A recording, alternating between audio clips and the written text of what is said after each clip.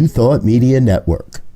We are a global broadcast network of positive music, media, and entertainment, inspiring humanity's evolution along the journey of enlightenment and creating a world of love, peace, empowerment, and prosperity for all. New Thought Media Network. Positively inspiring.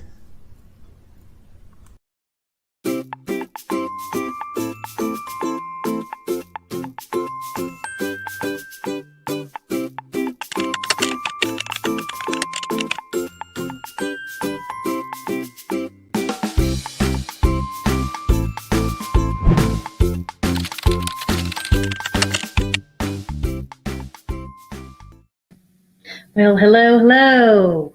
So is your life a struggle? Do you find you're describing yourself as a hot mess?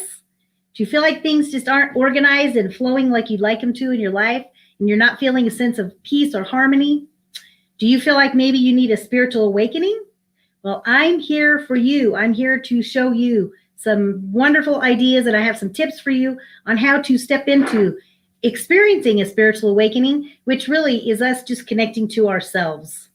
So welcome, and thank you for joining me. I am Reverend Lisa, and you are here on New Thought Media Network, and we are here to talk today from 1 to 1:30 a little bit about spiritual practices and how we can make our life better. So that's what we're here to talk with you about today. So I ask you a question. So how do you view the world? Do you view it with the whole idea of, do you always visualize the cup half empty or the cup half full? Which way do you go, empty or full? Well, I prefer to see the world as definitely the cup is half empty or even more. Generally, most of the time, I'd say I'm a pretty optimistic person, and I always try to step into seeing and recognizing everything that's going on around me and know that it really is. It's an opportunity for us to grow. It's an opportunity for us to learn. It's really an opportunity to learn more about yourself and who you are as not only a spiritual being and a human person. We have both of those things going on. So we're here to learn and discover that about you.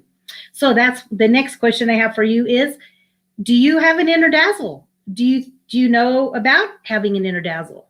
The title of the show is Igniting Your Inner Dazzle. So that's what I'm here to do, is to support you in igniting that inner self, that inner peace within you that knows and comes from that most inner place of feeling loved and feeling sacred and feeling whole and feeling peaceful and harmony and expressing authenticity in your life. That's what we're here to find and connect to. So I'm here to help you find your inner dazzle. So another question for you would be, so do you feel like you have any type of sense of a spirituality? Do you feel like there's anything that you're doing to connect to a higher power in your life? I have some techniques and some tools for you on that. So I just wanted to share a little bit. So I go back to when I didn't have really a lot of spirituality and I really didn't feel connected to God, was way back when my mother passed from cancer when I was 18. And I went through a really challenging time in my life in my young days, trying to discover that. And so for a while, I didn't believe there was a higher power. I didn't believe there was any kind of a source, because why would God let my mother die? You know, it was a really challenging situation and a difficult time for me.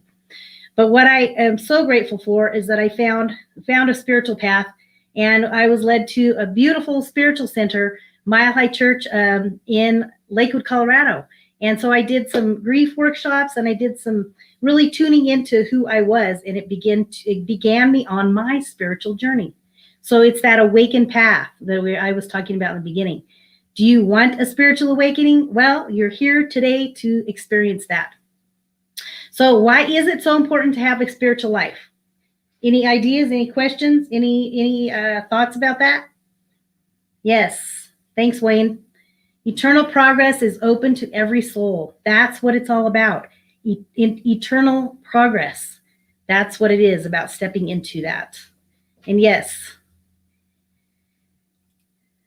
Let's see. Oh, I was going to put yours up, Gina. The brokenness is where the light comes in. Oh my gosh, that's so beautiful. Thank you for posting that. That's just gorgeous. So true. Definitely true. So I wanted to read a little quote to you from this book that we're going to talk a little bit about. And it is right here. So the simple story that this guy talks about is, he says, it's a simple story about the stars. It says so much about the power and importance of the spiritual life. It allows us to live by what matters most and not the moment-to-moment reactions and the distractions that we are prone to. Spiritual experiences and practices can be like the guiding stars, providing a kind of clarity and orientation by which we make our most crucial decisions. He goes on to say it impacts every aspect of our health, our relationships, our physical condition, our emotional well-being, all of these things, and the way that we use our time and treat ourselves. So that's something that we really need to check into. With the conclusion, we come up along the way with test and try and recommitment to the questions again, checking in. But when we know the exploration unfolds and spiritual growth occurs, we begin to evolve our sense of who we are and what life is all about. And that is quote 1. Sorry, my producer, Gina. Quote 1, the exploration unfolds and spiritual growth occurs, and we begin to evolve our sense of who we are and what life is all about. Yes. So that's what we're here. And yes, so yeah, now I wanted to talk about The Return to the Sacred. This is a really amazing book. I've used this in my book club. I also host a book club on Thursday nights. And so we've been going through this book, and it's such a well-written.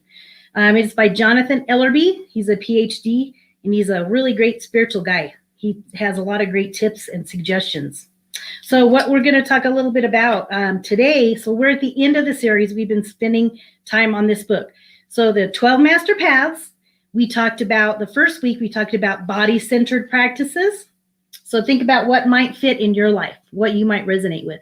A body-centered spiritual practice?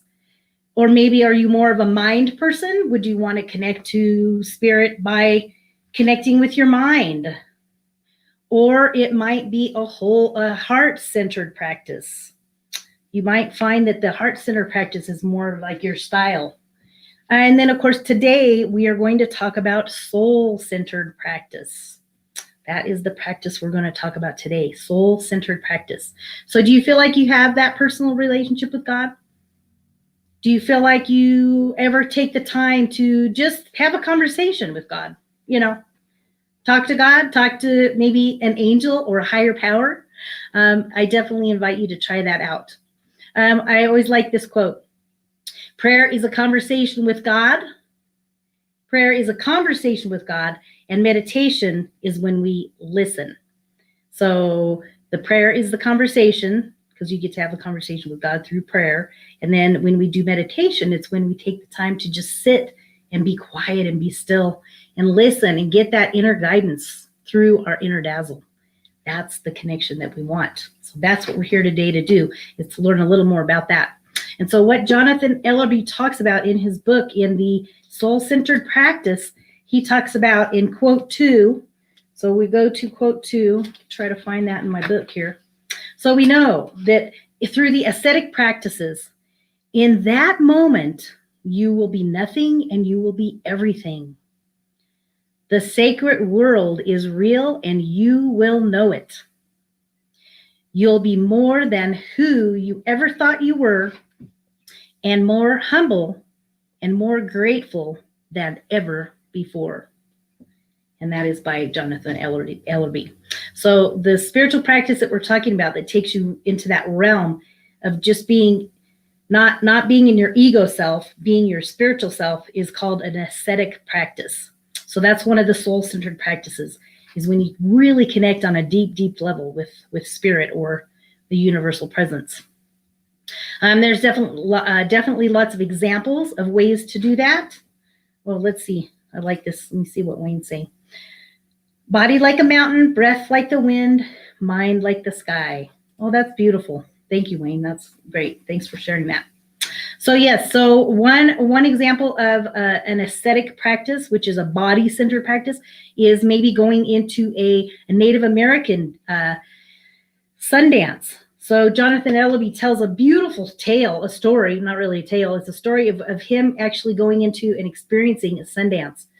Amazing. Oh my gosh. The journeys that he takes in this book are really fantastic. So I invite you to get this book and read it, because he writes beautifully. So it's like you're going on an adventure, and then he plugs in like the actual spiritual practice at the end. So it's great. You get kind of two worlds there. So you can do a Native American Sundance, and he describes it as a 4-day experience in the wilderness where there's ritual and dance and all kinds of amazing things. And you just shift in your body. You shift, kind of your soul is just in a different realm, like I described in that first quote. It's like in that moment when you're a nothing and everything. But another example would be doing, I've actually experienced sweat lodge. I don't know if any of you have heard of that. That's also a Native American tradition where you go into and you do like a hot steam, like when you go in a hot sauna and steam. This beautiful practice by the Native Americans is absolutely life altering. I mean, it really took me to a deeper level and a higher level in my consciousness after experiencing a sweat lodge, where we take the time to really, really just push your body to the limits through that soul-centered practice. And it really took me to a level of really understanding that I'm so much more than just my body. That's the cool thing about it, is that it really teaches you that. I can remember sitting in, and it's packed full of people in a big teepee style, and they pile up the big hot rocks, and they have the hot water going on, and the steam is coming, and it's getting hotter and hotter and hotter, and it's really amazing what your body can go through. And we were doing chanting, some beautiful chants and prayers, and it was a beautiful, beautiful experience of love and strength and passion. And it brought me to a completely different level, like I said. So then about an hour, I think an hour and a half maybe went by, and it felt like maybe 10 minutes. And then when we all started to kind of come out, and I just laid on the grass, and it was just, wow. I just looked up at the stars, and it was just one of the most amazing experiences I've ever had. Absolutely great. So it's something cool, and I invite you to check that out. Body-centered practices. Another one maybe, and I haven't done this yet, but it's on my bucket list, would be to travel to India. And we even have some beautiful centers here where you could go into a temple, a Buddhist temple, and experience the chanting. Early morning, they do a lot of early morning chanting where you can just sit and go into a deep meditation and experience that.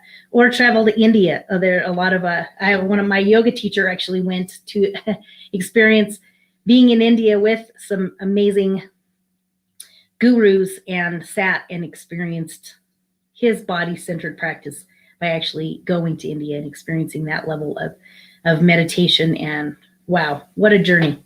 So really fantastic experiences. So those are aesthetic practices. So those usually are designed for us and people that have been doing spiritual practice for a while. But it's definitely just something to open your mind to and open your heart to, and thinking, well, someday that might be something you want to do. It's kind of cool. You will be called, Spirit will guide you in the direction that you need to be into what is the best practice for you. Because remember, we've mentioned there's 4 different kinds. So, depending on what your capacity is and what you're into, you will be called and you will be guided. Because what happens is that it really does create a pivotal shift in your consciousness. And that's the goal. And that's what we want to experience, is that pivotal shift in our consciousness. It's everything that we do with our spiritual practices brings us up a notch, brings us into a new place in our consciousness, which is super fantastic. So let's see. I wanted to read this to you. This is actually another quote. Oh, I don't have this one written down. Not yet. No, not that one, not yet. So this one is just talking a little bit more about aesthetic practices. They are soul-centered. Their intention and foundation is connecting with the sacred. People who participate in the asceticism desire profound experiences of the sacred. Real, direct, and unmistakable encounters. Many of the modern motivations for spirituality fall away when faced with an ascetic path. The deepest intent in this practice isn't like some of the typical ones. It isn't like stress management or to connect to happiness or manifesting goals. All of these things may result through aesthetic practice, and the benefits of such experiences can be incredible. However, that isn't the essence of this master path. Healthy asceticism is about touching spirit. The word ascetic originates from a Greek term that simply refers to any disciplined practice. So that is definitely something that I think you should check out if you are called to do that. Beautiful practice, ascetic practice. Okay, so now we're going to move into, we're talking about soul-centered practices today from our book, and we're going to move into the next practice, which is in the book he calls death practice. And when I first read that, I was like, what? What is he talking about? I don't know what he's talking about. Yes. So death's process. Death process asks you to love the mystery, face the reality, honor the sacred, and look for the lessons. That is quote 3. Yes, thank you. And that is the next step. We're moving into the death practice. So have any of you experienced being with somebody as they were making their transition or as they were passing? Or have you been in an experience where you've almost crossed over, but you didn't, where you're almost experienced death, but you didn't? There's lots of ways to experience this death practice. It's just looking at seeing it in a bigger picture, where I think our old thoughts go to, oh, death, oh, like that's awful, and we don't want that, and whatever that kind of thing is. But what we can realize is that death is a much bigger thing than what it sounds like. It's truly sacred, and it's really about, we use the metaphor in a metaphysical background like we have here, where we talk about metaphysics. It's like the caterpillar turning into the butterfly. So the idea of death is not that it is the end all, that it really is a practice of moving from one type of thing to another. So we describe it as moving from the caterpillar to the butterfly. And of course, the butterfly spreads its wings and flies and moves on to a whole nother consciousness level of experience. So that's kind of the idea of the death practice. Let's see, there was another little piece I wanted to share with you. And this is I'm just reading in here. So the path of death or death practice is about intentionally being with death and the dying. In some traditions, the role is highly ritualized. These people are trained and prepared spiritually to assist the death and the dying. Yet there are ways to walk this mighty master path. So there's lots of different ways that we can experience being with this. And it can be a really beautiful experience. It's deepening, it's richening. It's definitely a spiritual path, not for the lighthearted, but it's definitely something worth checking out. So you can volunteer at a hospice, train as a chaplain. You can go fearlessly to the bedside of friends or family members when they are ill and aging and perhaps making their transition. And then what Jonathan says in the book, he says, let your heart open even when you feel like running or resisting. And that's kind of the idea when we think about the death practice, is staying open to that journey and the experience of what that is. And when we can see it, like we said, in a metaphysical perspective, as we are just shifting from one form to another. Yes, we are. I like that one. Luminous beings, we are, like Yoda. Yes. And we are, we believe we are immortal and that our soul just carries on and continues on. So the death experience is just from one transition to another. And life does not end. And many of us have, I'm sure, experienced that, feeling that. So like he says, let your heart open even when you feel like running or resisting. And all you have to do is learn how to stay compassionate and vulnerable. That's the key words right there. Compassionate and vulnerable. Are there times in your life when you can say that you've been able to be that? Can you just take a moment to check into that inner part of ourselves that says, hey, I'm just going to be present with my family right here. And this is a time that you can do, even if you are sitting with a loved one that is not doing well, family, friend, or if you did volunteer for hospice. It's such a beautiful experience to really be able to allow yourself, step out of your ego, put your little ego in check, and just put him upside for a little while and say, take a break, buddy. When you can be vulnerable and compassionate, it's such a huge thing, really, in any experience, any relationship in our lives. We want to be vulnerable and compassionate. Definitely important. So he goes on to say, all you have to do is learn how to stay vulnerable and compassionate, be present without judgment, and meditate on death and that process and that experience. And yes, we are all just like walking into another home. Oh, that's a beautiful example. Thank you, Gina. Oh my gosh. Yeah, that's great. That's definitely the experience, just moving from one place to the next. So the death practice asks you to love the mystery, face the reality, and honor the sacred. Look for the lessons is what he says in here. So fantastic. And also suggested for you a couple of tips. We have a couple of beautiful books that you can check out. I forgot to write these down. Stephen Levine, and it's Stephen Levine. Healing into Life and Death is one really powerful book. And the other one is Elizabeth Kubler-Ross. She writes on death and dying, and she's definitely one of the best experts. And her books are super powerful. I've read a couple of her books, and wow, they really get you into your heart center, actually. So soul-centered and heart-centered, but two wonderful, wonderful books. Okay, so our last piece here is we're moving into life paths. So we're talking about the life experience. So spiritual paths are like a vehicle.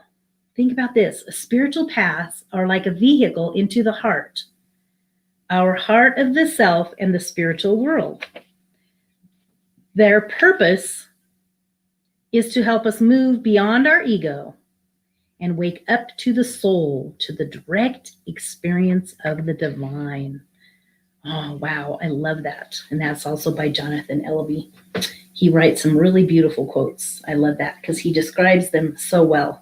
So when we talk about that soul-centered practice, we're really talking about that is the awakened spiritual part of us that I mentioned in the beginning. If we're looking for an awakening, a spiritual awakening, we step into the soul-centered practices and you will discover that becomes part of more of who you are.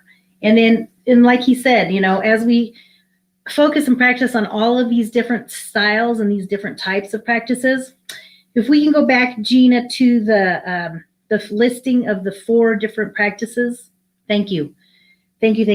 So the 12 master paths that Jonathan talks about are the body-centered practice, like I mentioned, heart-centered, mind-centered practice, heart-centered practice, and the soul-centered practice. So those are the 4 types of practices that we have here.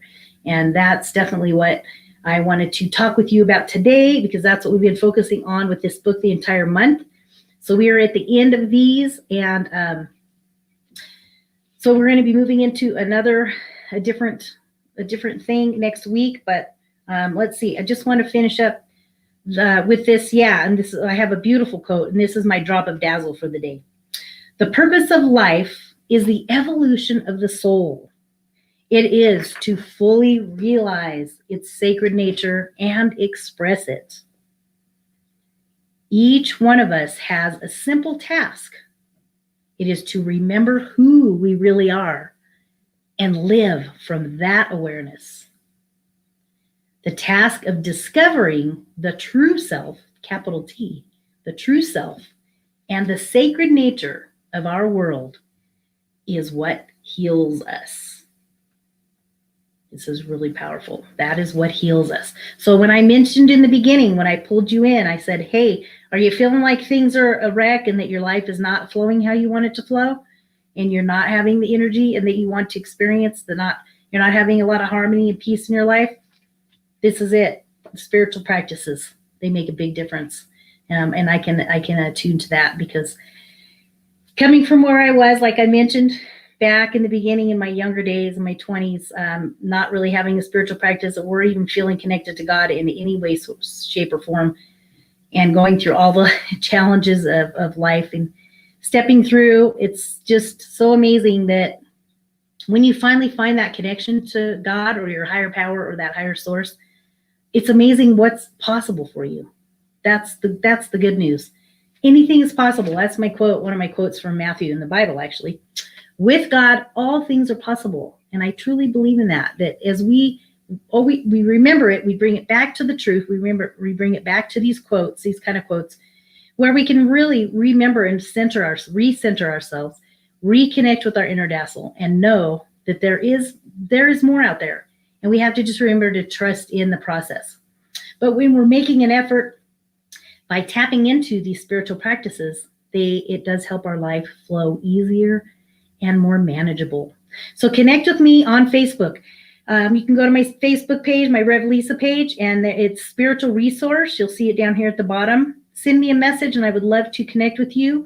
If you are looking for spiritual support, connect with me, and we can schedule a 20-minute free consult. I would love to visit with you a little bit. You can connect with me also with my email, lisa@innerdazzle.com.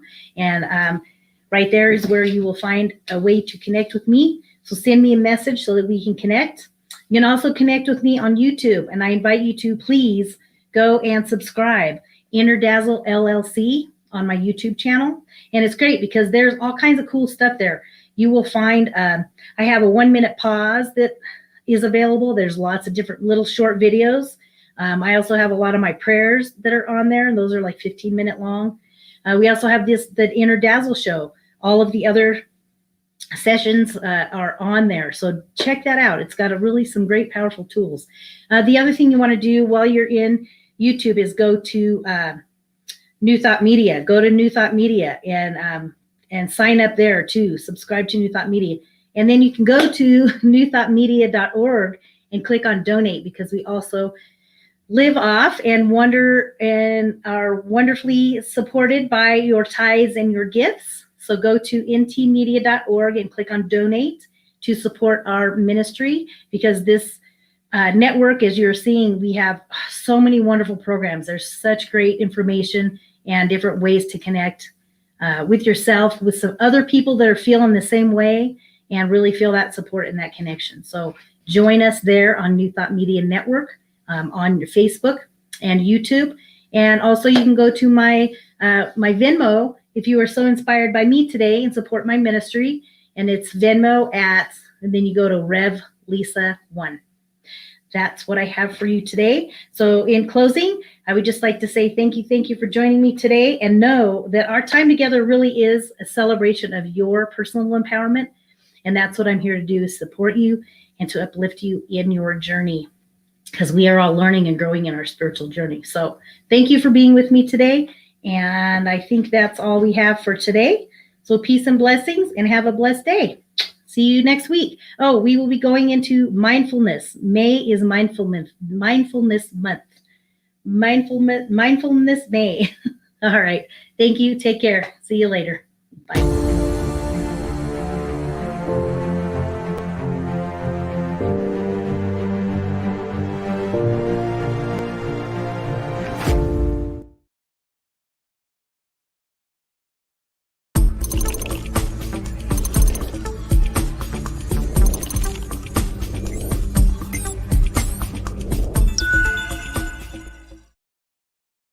New Thought Media Network is on the rise.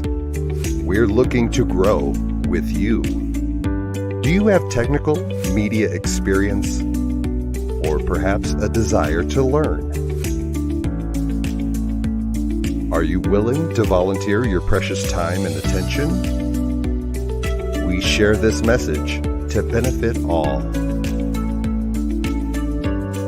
If you possess a computer with a camera and a microphone, we will share our knowledge with you. Behind the scenes or being the star, let us bless our one. Contact us at info@ntmedia.org.